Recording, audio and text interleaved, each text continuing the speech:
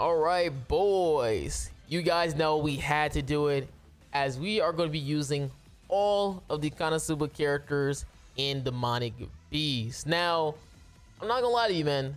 The only two characters that could really be useful in the Demonic Beast are honestly Megumin and you have Aqua as well. Because Aqua does count as a goddess character, so she's gonna be really solid for the goddess team. And unfortunately for us, Darkness doesn't do any damage. She is a very good tank character, but the Demonic Beast is so old that the only characters you usually use are either DPSs or support characters. Tank characters aren't really useful in Demonic Beast nowadays, so she isn't going to be really good at all. But we can still try to fit her on a team.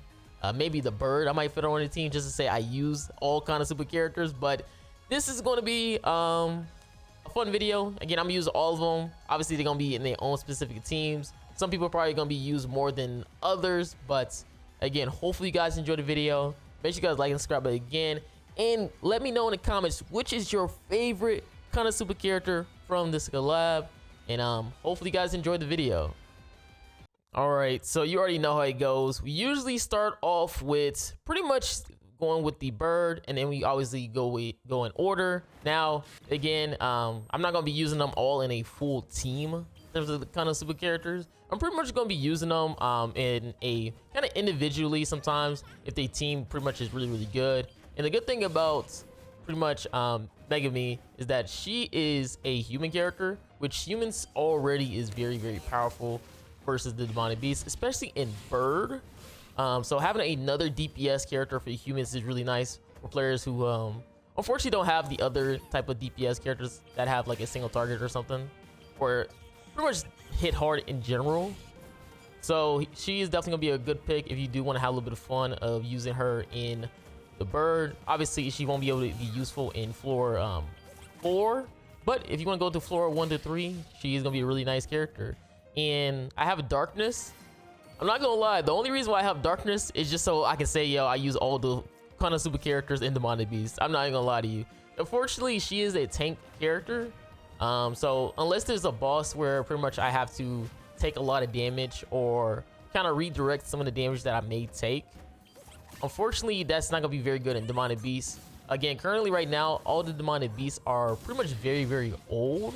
So a lot of the new characters that we have are right now already hit super hard or already provide a lot of support for our team. So she's right now is going to be not as useful in Demonic Beast unless we get a new one, or maybe a 4th floor where you need a tank character to allow you to withstand some of those hits from that beast. But currently right now, what you want to do is use like DPS characters, or characters that can really support your team, that gives like base stats and stuff like that. And unfortunately, she doesn't really give base stats other than her actually having to use her card. And unfortunately, you don't want to waste a turn, or not a turn, a section of your cards using a card that doesn't do no damage, and it's going to make your run a lot slower. But again, she's still a really cool character, especially being a tank. She's actually really amazing in PvP. Again, unfortunately, there's no super hard boss where you need her to be tanking for you. But if you are a person who kind of struggling PvP, try her out. She is really, you can make some really disgusting and toxic teams with her from what I've seen in PvP, and she's really fun. But PvE, not so much gonna be useful. Usually, it's either you gotta be both a DPS and a support when it comes to PvE nowadays. That's why characters like Blue Demon King Meliodas was just such a powerful character for most people, because not only does he do a lot of damage, but he also supported the team by obviously being able to cleanse debuffs. So that was so helpful back in those days.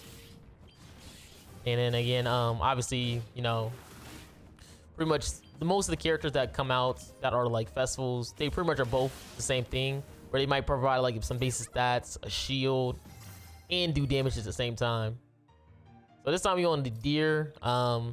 Again, same thing. I'm using Megumin because again, she is gonna be a very strong DPS character, and she's red. So if you've been missing out on a red human, she's gonna be perfect for it. Again, I forget like what are the powerful red humans. I think the only ones that I've ever seen or remember was like Levi, like red Levi, because his single target is always crit on the lowest HP character, and I think Rudius. I might be missing another red human character that does a lot of damage, but I think those are the two main ones people was using back in the day. So now we have a new red human that is pretty new. So farming up the deer is gonna be really, really nice, especially using Roxy, who just clears through it with her her passive. Because like every time you crit with a single target with a human character, obviously you deal another additional damage to the boss as well, which is very good against damage cap. That's what I said with this kind of team or characters. I'm gonna be really loving the humans on Demonic Beast, man. Obviously, before most people would have used like LR Red Millum and stuff like that, like the unknown team, because again, you provide an additional damage. Because again, you want to break that damage cap just so you can use less cards to clear the boss. And that's why Roxy is going to be so helpful, because again, she's going to apply that a little bit extra damage if you do crit with a single target, just so you'll be able to clear the boss easier if they do have a damage cap. And I guess with Lancelot as well, he also going to deal additional damage once he set up his arrows to use his AoE. And this one where you have to go through the color wheel, and once you get through the color wheel, now you can finally attack. I know a lot of people always get confused on what they should do on that phase. Obviously, you just go for the color wheel, and then you'll be able to attack, which is going to be pretty easy. And again, like I said, for this team is pretty tanky, so we're going to clear it in no time. Obviously, you want to try to make sure you get as many cards out as possible. Most people will probably use like a Jormungandr and stuff like that, just so they go for the rank ups. But since the deer is so old, you really can just use a full race team and not really worry about needing a Jormungandr or not, just because every character hits so hard nowadays, and it becomes pretty easy. Obviously floor 3 is where it gets a little bit difficult, but like I said before, because we have Blue Roxy, who can deal another additional damage, we get to break that damage cap on this boss a lot easier, and that means we can kill the boss a lot faster. And that's why humans is so good, because again, you want to make fast runs. The faster the runs, the easier it is going to be for you, because then you don't gotta farm, you don't have to take too long to farm.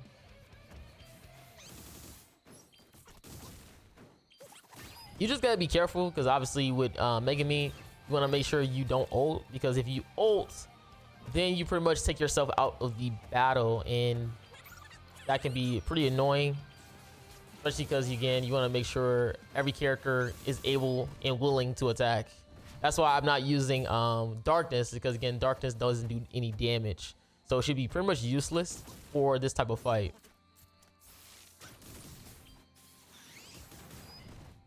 But again, it is all lore accurate with Darkness, with her missing her attack. It's pretty cute. Again, this has been like a really, really fun collab, and it's kind of nice to see that they have some storytelling involved with it. It doesn't feel like it's something like that's like super old and like boring. Like usually what they've done before, oh guys, yeah, we're just gonna give you a tower, okay? We're gonna give you a reskin tower, maybe put some cabin bosses and stuff like that, and that's it. That's the end of the collab. Or you get some, like, it just always be some boring reskin event that we've seen a million times. But now they actually put a story into it, and it was actually really fun. I went through the story. I was going to do a video on the story, but I was so tired. Like I said, yo, I'm just gonna farm up the story, and then get the Holy Relic material for Darkness. And that's when I did the Darkness Holy Relic video, which went crazy. Like, bro, she was making Thor, maxed out full power Thor, do 500 damage. 500 damage on Thor. Bro, I was literally in shock. Freaking Skull counter was doing like 17k to my character, bro. It was like I was using like Pelagard and stuff like that in Sun Wu for extra damage reduction. Bro, they was doing 17k with Skull.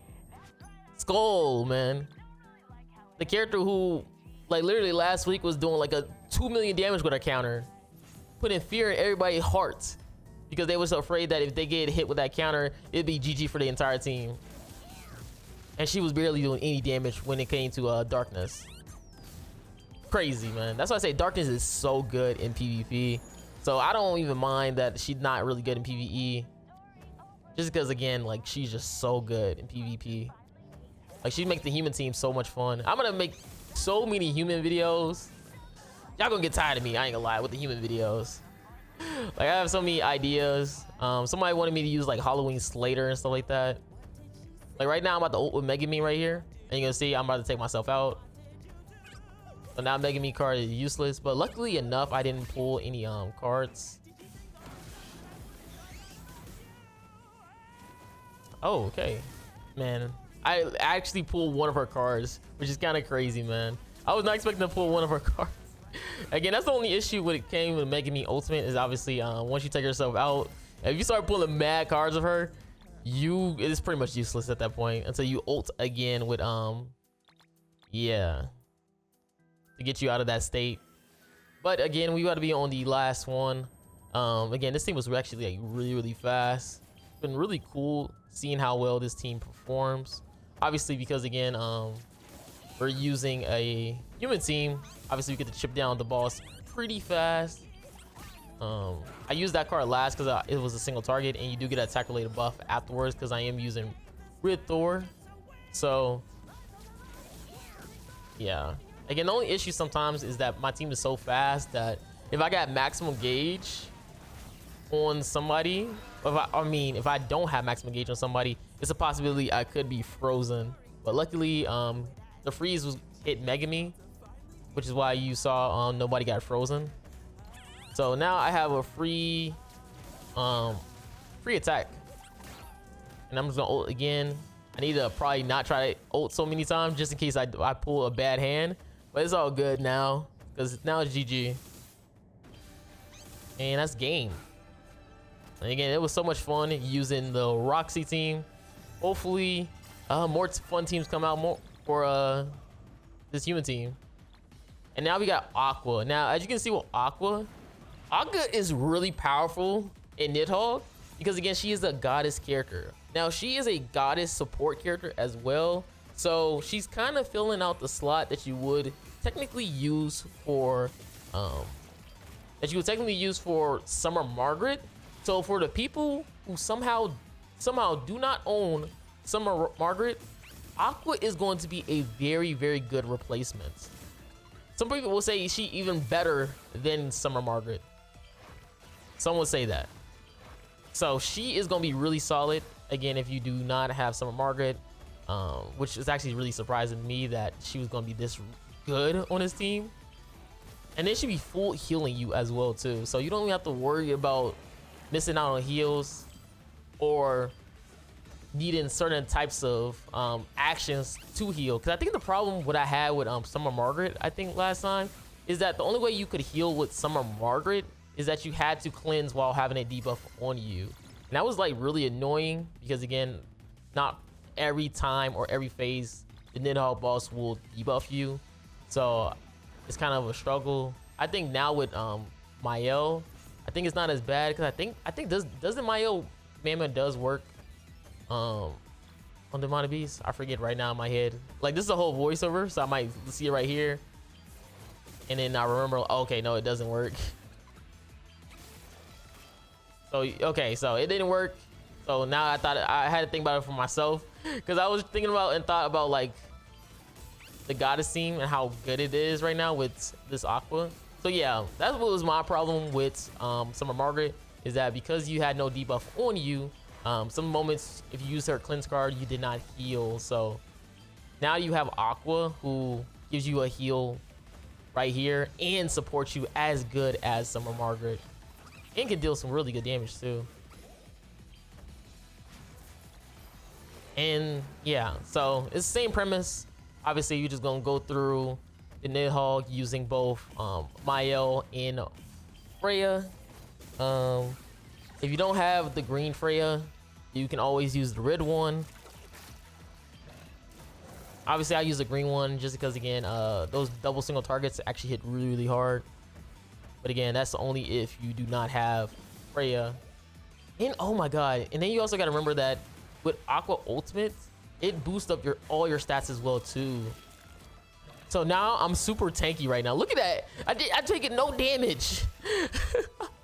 The only reason why Freya is taking damage is because she's rocking an attack crit set and she's old. Like, oh my god, I'm taking no damage. This character is freaking broken. Look at that. No damage, my boy. So we're just gonna heal up. And we just flying through the Nidhogg. Man, Aqua is really good. So yeah, I definitely think Aqua is probably gonna replace Summer Margaret on the Nidhogg team if you do like goddesses. Just because, again, she's just way better. I'm not gonna lie, she's just way better. I think what the problem with Summer Margaret is that since her single target is a stance removal card, you kind of overkill with the stance removal. And sometimes when you have multiple stance removal cards in your hand, it becomes so cluttered because there are some phases where you need to not spam your stance cards. Like this one right here, every time you use a stance card, he gains more points or percentage on that bar.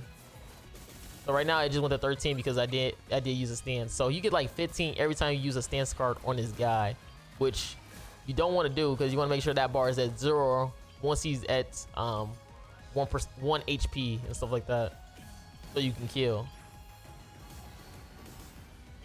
So that's just one thing you also gotta be very, very careful with when using Summer Margaret. So that's why I say, like, for me, from what they look like from my point of view, it might be over for Summer Margaret for the goddess team on Nidhogg, which is kind of her only. That kind of was her only thing that she had. So if you were a person who never summoned her on Summer Margaret, man, more power to you, man, because now she's useless. I really like the Aqua build. I really like it. It's been really solid. 9 million, golly. That old did 9 million. Are you serious? Imagine if I like Mael, because my Dark Mael only is 4 out of 6. Lucky Lee, he's 4 out of 6. Because I used to have that man. I think he had him 2 out of 6. It was like 2 out of 6 or 3 out of 6. And I got an extra dupe of him. But now he gives you a decent amount of damage reduction in PvP as well. Not as good as if he was like 6 out of 6, but you know, hey, beggars can't be choosy, you know? I'll take my dupes. I'll take it, man. Alright, so with that, and oh my god, like Freya did so much damage that she's clearing the entire bar of his HP. That's crazy, man. She did so much damage, she clearing the bar. Wow. Look at that. Look at the death damage. Like, look at that. She literally cleared almost the entire bar because she ulted. Dang, man. That stuff is wild. Yeah, best team, bro. I'm sorry. Aqua, bye-bye, Summer Margaret. We got Aqua now, okay? It's over for you. You're trash now. And we on the final one, which is probably the hardest one, which is going to be Ratatasker. For all I know, Amazing is probably already did his Ratatasker video. That man spam it every time a new character come out. I think all he knows is the rats at this point. But yeah, we got the Ratatasker. Do I really need to explain the Ratatasker, man? Do I actually have to explain it? Like, there's just so many characters that are really good on a rat. Right now, I'm using like a super simple build. Yeah, I probably don't even want to like fully explain this since I'm using such a simple build. Like, this is a build you use if you don't want to have fun, right? Because most people, what they do is they use King and Diane instead.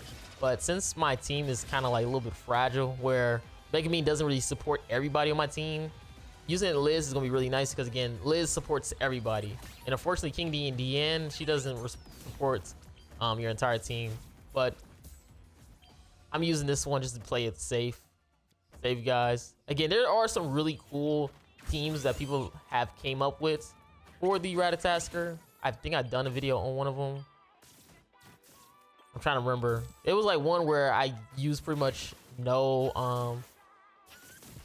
I think I only had just Jormungandr. Like I just used Jormungandr and I cleared all 3 floors of Ratatasker. Like there's some really, really cool builds for Ratatasker nowadays. If you probably look through the section, you can probably see the teams or top teams people are using are like King Indian base. It's just because she just hits so hard. And because she has a talent that can heal you every 3 turns, it becomes very clutch because again, there are some moments where you may not pull a Liz card. So you end up messing up your run because again, you can't heal as much. And the thing is that King Indian actually does damage. So you can clear the Ratatasker a little bit faster than if you were to use just LR Liz. Because LR Liz doesn't do damage. She just makes sure you're as tanky as possible. You keep healing as much as possible and give you a little bit more attack. But like I said before, as I've been talking through the Demonic Beast, most characters that are out hit really hard.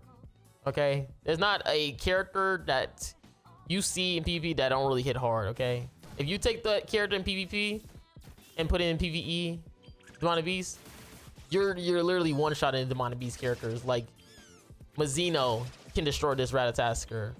Blue Demon King Meliodas destroys his Ratatasker. King Indian destroys his Ratatasker.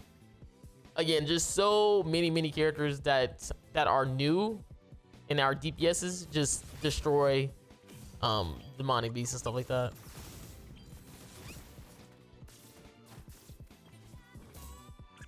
So you don't have to really think too hard when it comes to Demonic Beasts, really. Which is unfortunate because Demonic Beasts used to be like so much fun when you can come up with like some crazy strategies. But the problem I ever had with Demonic Beasts is that it starts off as really hard, but we know down the line eventually they'll just sell you a character probably for like 600 gems. They're gonna make it either really easy or bearable enough that you can at least clear it without having too much struggle. And usually it always comes in like 2 sets, right? So Blue Valenti came out for the Ratatasker and she was 600 unit. She made the rats bearable, right? You had a lot more easier time clearing the Ratatasker than if you were to use like that trash debuff team. What was it, like Jelly King, Ragnarok Merlin with the shock, and it was something else. Like it was just such a trash team. But when Blue Valenti came out, made it very easy to build another type of team. And then boom, you got rid of Jormungandr. Now it became super easy to beat the Ratatasker. I guess technically when you had Blue Demon Meliodas, Demon King Meliodas came out, I guess that made the Ratatasker easier regardless, right? And then you had LR Glocks. Yeah, I think those were the 2 that made it a lot easier before rid of Jormungandr came out. Because LR Glocks gave you a little more defense related stats. And then obviously Blue Demon King Meliodas gave you the cleanse and the damage. So I guess that made it pretty easy before Rid of Jormungandr. Rid of Jormungandr, all she does is allow you to create even more crazy strategies. I think that's a better way to describe Rid of Jormungandr, is that she makes you able to create some crazy strategies against this Ratatasker. And that's where I mentioned before, where you have those King and DN teams, because they do use Red Jormungandr. And they be fun. I'm not gonna lie, they are a fun team.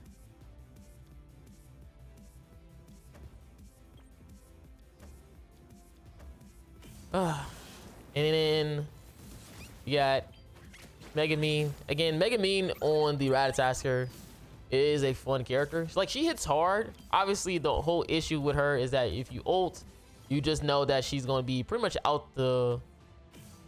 she's gonna be out for a while. I guess with us using LR Red Liz, it does make it a little bit more bearable, because with LR Red Liz, she makes it so you can build up your gauge a lot faster, so it becomes a little bit easier to get your ultimate. for when you want to get out of the I forgot what it's called. Is it called the spirit state? It's something where you're pretty much immobilized or can't attack at all. You out that state and then you're able to finally attack. But again, if you want to, you can always just use it up. Sometimes you don't really pull any cards. Usually what I like to do is just keep my ultimate gauge in case I do get a card, because if you keep 5 gauge on Megami, she gets the explosion, magical explosion, which gives you an increase in your damage dealt. So she gets to hit a little even harder for your team. So keep that in mind.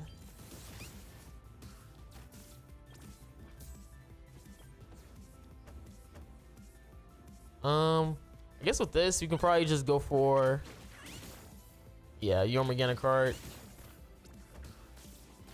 And this run been actually pretty smooth, man. I didn't have any really struggles with this run. Obviously, all you gotta do is just know the mechanics, and you should do really, really well. I just use Megami ult just to use it. It don't really hurt me or anything like that.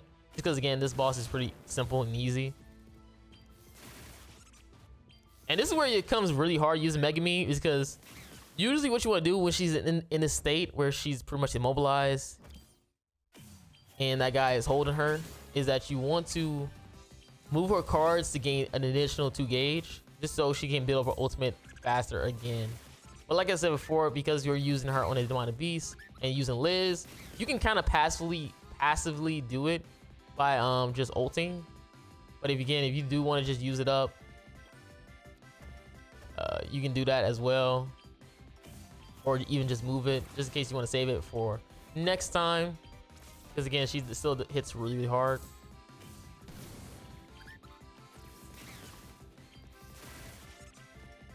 And oh my god, Yormagana almost died. Golly, she took a little bit too much damage. And then we just go for this.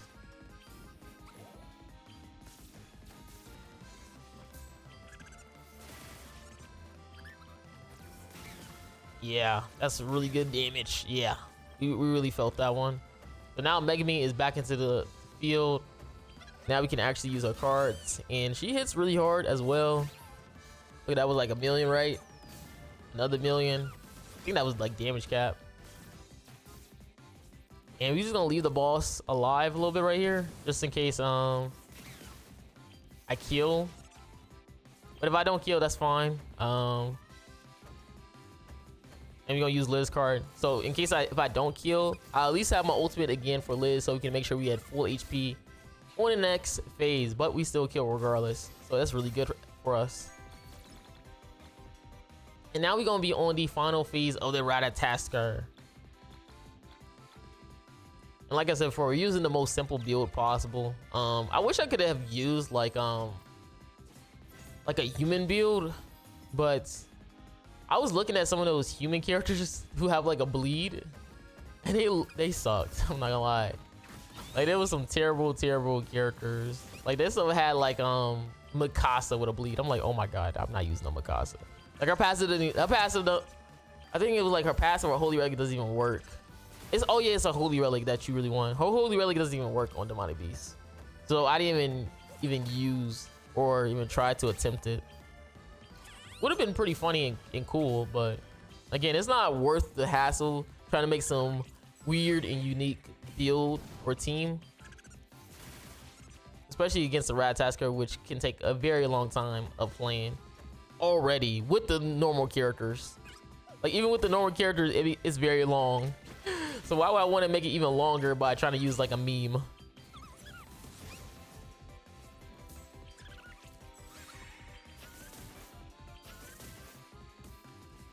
But it would have been cool. It would have been cool. Like, someone had what was it, like Demon King or something like that? Like, somebody wanted me to use like a full demon team for the Ratatasker, and I did like a couple attempts at it, and then as I was just playing through it, I'm like, oh my god, this is taking so long to beat.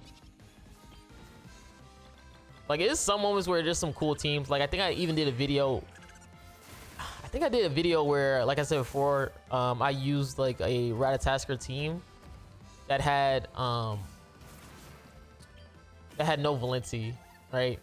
Because I think I was using like green tier, the new green hail, Jormungandr, and somebody else. I think it was somebody else, or did I name them all? I said new green hail, tier, red Jormungandr, and it was somebody else as well.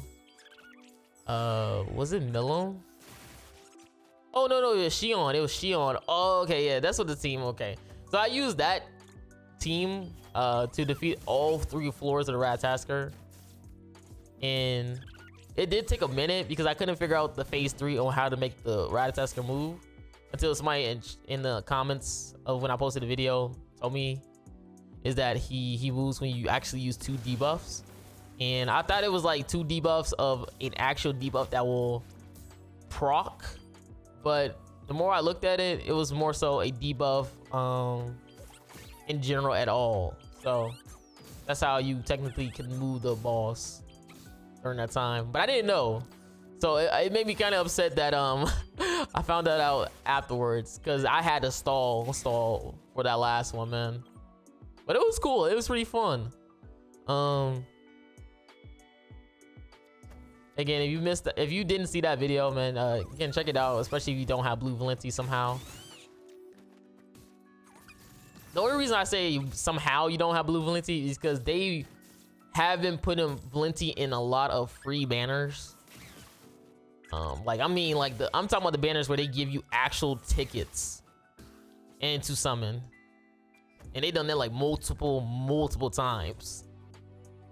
Like, I think I even got like yeah, that's how I got copies of blue Valenti, because they just keep spamming like events featuring her. So I end up always getting like at least one little copy of her. I think they've done it like twice, 3 times. I think 3 times they've done it where she was on like a free banner, but I could be mistaken that it was 3 times. It could have been only like twice.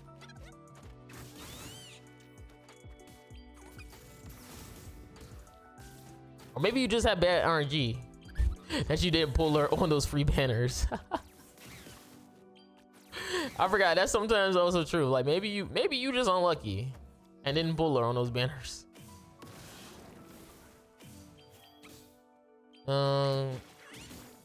Yeah, this is gonna be pretty simple. We did gain a little bit 2 gauge as well.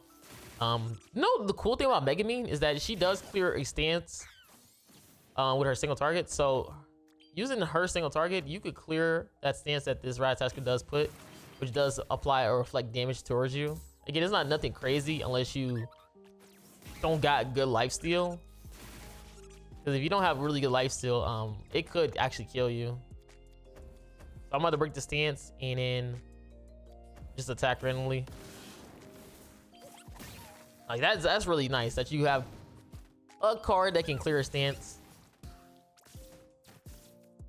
Again, I try my best not to really try to ult with Megumin. I try to keep those cards intact. But obviously, it becomes impossible when you gotta when you're dealing with the Ratatasker sometimes. So we're gonna just make it so we can get our ultimate gauge right here. And it's gonna be pretty good. And obviously we're gonna force the Ratatasker on the far right. So you're gonna apply 3 debuffs, and usually he goes to the far right side. But again, like I said before, I think 2 debuffs will make him move to a random spot. And so if I had cleared, like, I don't know, that left log that you see, if I would have broke that, I could apply 2 debuffs, and that would have moved them as well to the far right. See chat, I'll be learning. So we're gonna ult and then try to refresh our ultimate if possible. Hopefully that breaks it. Okay, he didn't move to the far left side, which is really good. As long as he doesn't move to the far left side, you're in the clear. The only reason I did that is because, again, I just want to get rid of some cards, and it wasn't looking like I was getting like Megumin cards anyways, so I just used it up. Ultimates also can move him, but usually he doesn't go to that right side as often, but it does move to a random spot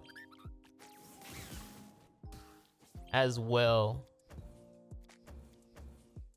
And I just used this card up.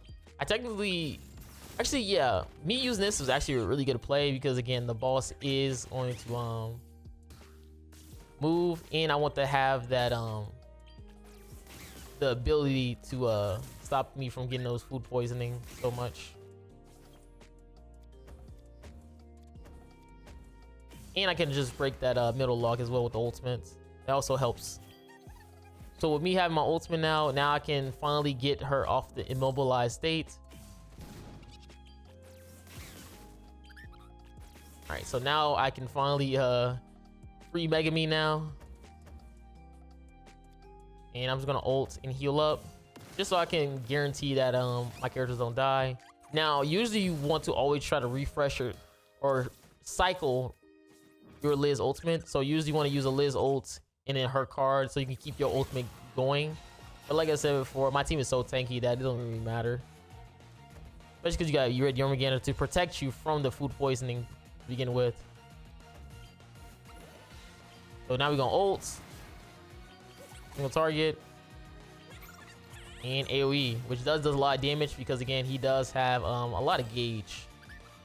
Because if I'm not mistaken, that card does a lot of damage if the enemy has a lot of gauge. So that's going really good. And it's going to be GG. So hopefully you guys enjoyed the video of me using all the Konosuba characters in Demonic Beast. This from really guys. I'm out. Peace.